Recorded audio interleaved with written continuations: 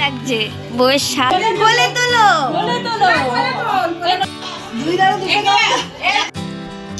একটা ফেস।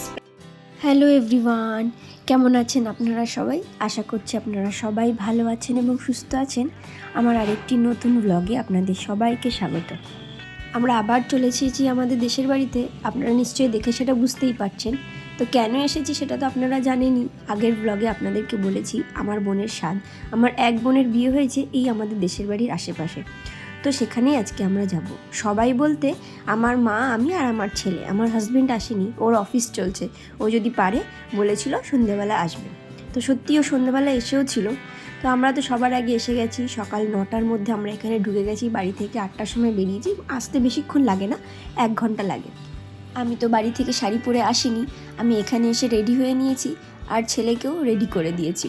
ছেলেও তো ঘুম থেকে উঠে চলে এসছে, ব্রেস্ট ফিড করেছিল, তাছাড়া কিছু খায়নি, তাই ওকে একটু কিছু খাইয়ে দিয়েছি। স্নান ওকে এখন করাবো না, যেহেতু সকাল 9টা বাজে। ওকে আবার এসে আমি একবার 12টার দিকে স্নান করিয়ে দেবো। এখানে এসে ওকে তো ধরে রাখা যাচ্ছে না, খোলা জায়গা পেয়েছে, যেখানে পারছে ছুটে ছুটে বেড়াচ্ছে। বিশেষ করে আমার কাকারা তো মুরগি পুষেছে, আপনারা জানেনই, আগে বলেছিলাম। তো মুরগির ঘরের দিকে বারবার চলে যাচ্ছে, ওকে আটকানো যাচ্ছে না। যাই হোক, ও একটু খোলামেলা জায়গা পেলে তো খেলতে ভালোই বাসে। আশা করি সব বাচ্চারাই এরকমই হয়, আর তারা সবাই খোলামেলা জায়গা পেলে খেলতে ভালোই বাসে। আমাদের এই বাড়ির দিকে তো সেরকম জায়গা নেই, তাই আমিও ওকে ছেড়ে দিয়েছি খেলার জন্য। এখন কিন্তু ক্যামেরাটা আমি ধরে নিই, আমার বোন ধরে আছে, ও ক্যামেরা করছে আর আমি এদিকে ছেলের চুলটা আঁচড়ে দিচ্ছি। আমরা আস্তে আস্তে আমার বোনের বাড়ির দিকে যাব বলে।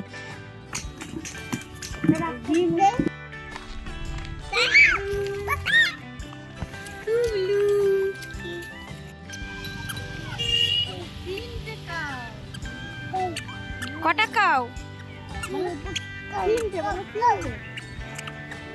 দেখে দেখে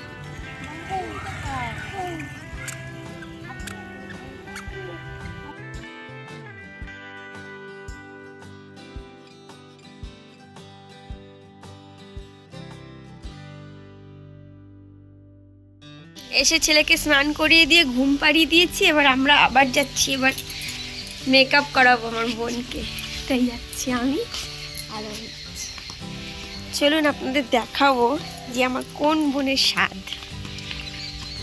প্রথমে তো একবার এসে ঘুরে গেছি, তখন আমি না ক্যামেরাটা অন করতে ভুলে গেছিলাম, তো ভিডিওগুলো রেকর্ড হয়নি।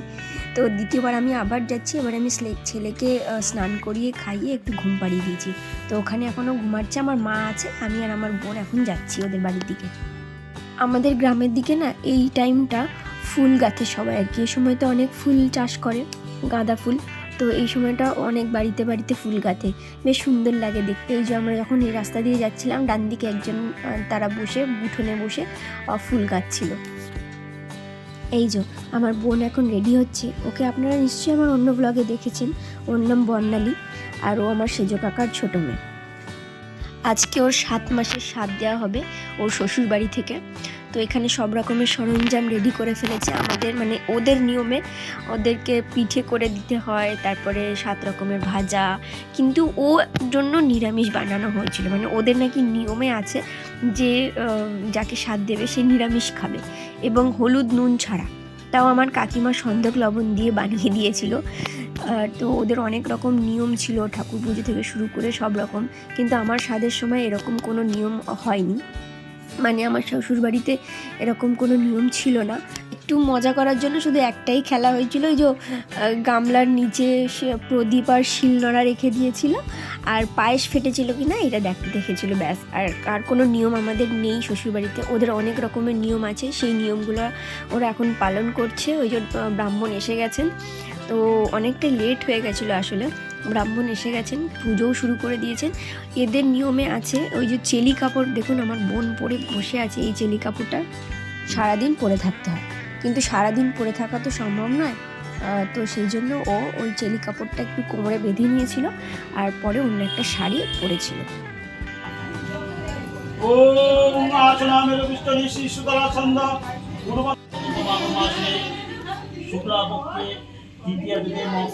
লাগছে বউয়ের স্বাদ। আমি করি, আমি একটা চশমা পরে ও চশমা পরবে, আচ্ছা তোলো।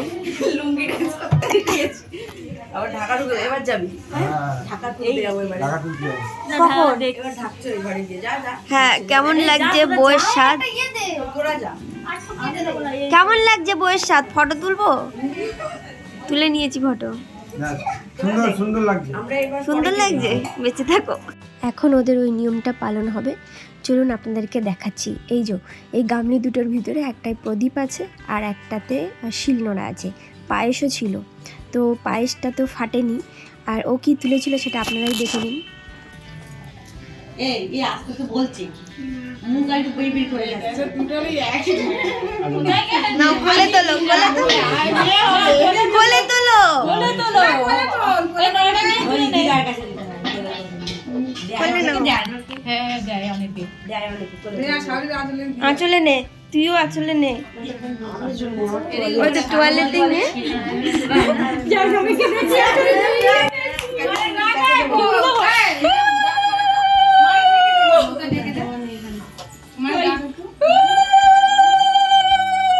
শোনো, ওদের দুজনকে মেন আগে খেতে দেবে। আমার বোন কি তুললো সেটা তো আপনারা দেখলেনি। এবার ওর বর আসবে, ও নাকি ঢাকা তুলে দেখবে। আপনারাই দেখুন কি তুললো। তিনটে? এই দুটোর মধ্যেই চল ভাই যেটা হবে চল তারপরে ওটা দেখছি বড় দরকার। নোরা। দাও আপনারা হয়তো ভাবছেন আমার বোন গিয়ে বরকে বলে দিয়েছে, না, ও কিন্তু বলেনি, ও আন্দাজেই তুলেছে। যাই হোক, দুজন মিলে নোরাই তুলেছে। ছেলে হবে কি মেয়ে হবে আমরা তো কেউই জানি না, যা হবে সেটা যেন সুস্থ হয় এবং হেলদি হয়, এটাই আপনারা সবাই মিলে আশীর্বাদ করবেন। তবে জানেন তো, আমার বাবা কাকাদের সবারই প্রথম সন্তান মেয়ে, এবং আমাদের বাড়িতে মেয়ের সংখ্যাটা বেশি, কিন্তু আমার পিসিদের সবারই ছেলে। তো সেই জেনেটিকে যদি আমরা দেখতে যাই, তাহলে আমার প্রথমে যার বিয়ে হয়েছিল আমাদের বাড়িতে আমার ভাই বোনেদের মধ্যে, তো আমার বোনের প্রথমে ছেলে হয়েছিল, তারপরে আমার প্রথমে ছেলে হয়েছে, কিন্তু আমার এক ভাইয়েরও বিয়ে হয়েছে, তার প্রথমে মেয়ে হয়েছে, আর এরকমই আর কি জেনেটিকটা চলছে। তো আমরা সবাই মিলে গেস করছি যে ওরও মনে হয় ছেলেই হবে। তো আপনারা কমেন্টে জানাবেন তো ওকে দেখে কী লাগছে, ছেলে হবে না মেয়ে হবে। এটা শুধু আমি মজা করার জন্য বললাম, আপনারা আবার কেউ ভুল ভাববেন না। তবে আমার বোনের খুব ইচ্ছা ওর যেন একটা মেয়ে হয়। ওদিকে তো সব নিয়মকানুন কমপ্লিট, আর এদিকে সাজানো হচ্ছে খাবারের থালা। আমার কাকিমা আর আমার বোনের মামার বৌমা দুজন মিলে থালাগুলো সাজিয়ে দিচ্ছে।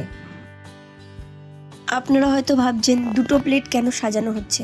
স্বাদ কিন্তু আমার বোন একা খাবে না, খাবে তার হাজব্যান্ডও। এদের এখানে তাই নিয়ম, দুজন মিলেই বসে স্বাদ খাবে।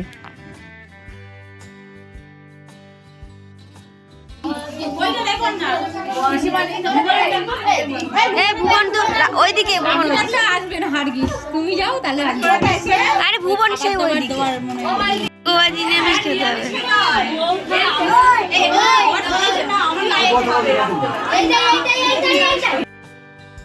এদিকে তো এরা দুজন বসে গেছে, তবে বসার পর এদেরকে আশীর্বাদ করতে হয়। এই যে আমার মাও বসে পড়েছে, একটা শাড়ি আলতা সিঁদুর নিয়ে আগে বর্ণালীকে আশীর্বাদ করবে, তারপরে ওকে একটু ভাত মেখে খাইয়ে দেবে, দিলে ওরা খাওয়াটা শুরু করবে।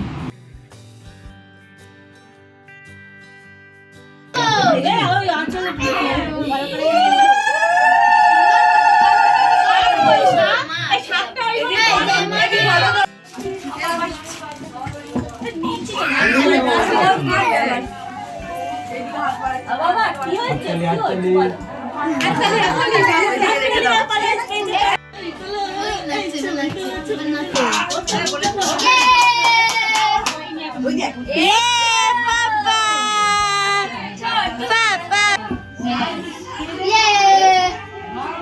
বাবা হাততালি। এবার ভুবনেরা কোথাও হয়ে যাবে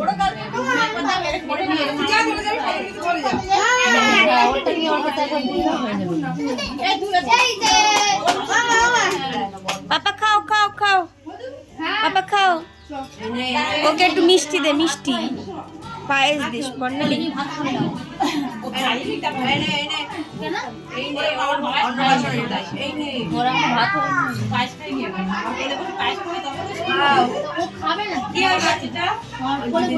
বলছে দিয়েছে বলছে কি খাও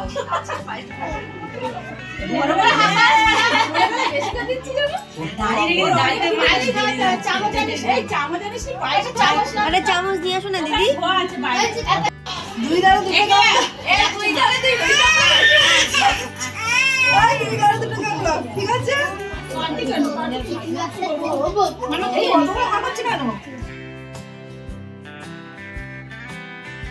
দুজনকেই তো আমার মা খাইয়ে দিল। এবারে এরা আস্তে আস্তে খাবারটা খাবে আর আমার ছেলেও আস্তে আস্তে ওদের সাথে খাবে, আর এদিকে আমরা গিয়ে খেতে বসবো। আর আমাদের জন্য কি রান্না হয়েছে সেটা অবশ্যই আপনাদেরকে দেখাবো।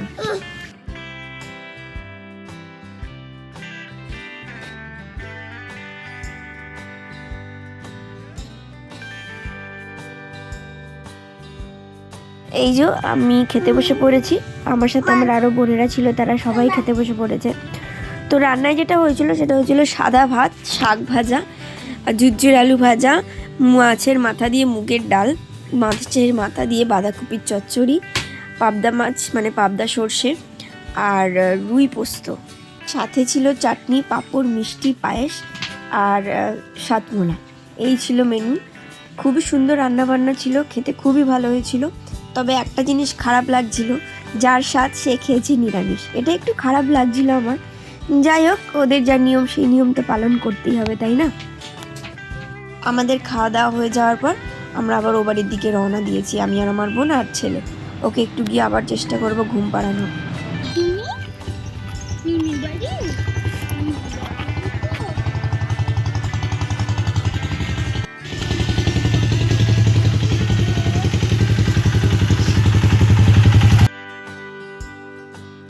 আপনারা যারা যারা এই পার্লারের সার্ভিস নিতে চান তাদের অনেক দূর আসতে হবে, গাড়ি ভাড়ায় 200 টাকা। আপনারা যদি এই সার্ভিস নিতে চান অবশ্যই কমেন্ট করবেন, তাহলে আমি ব্যবস্থা করে দেবো।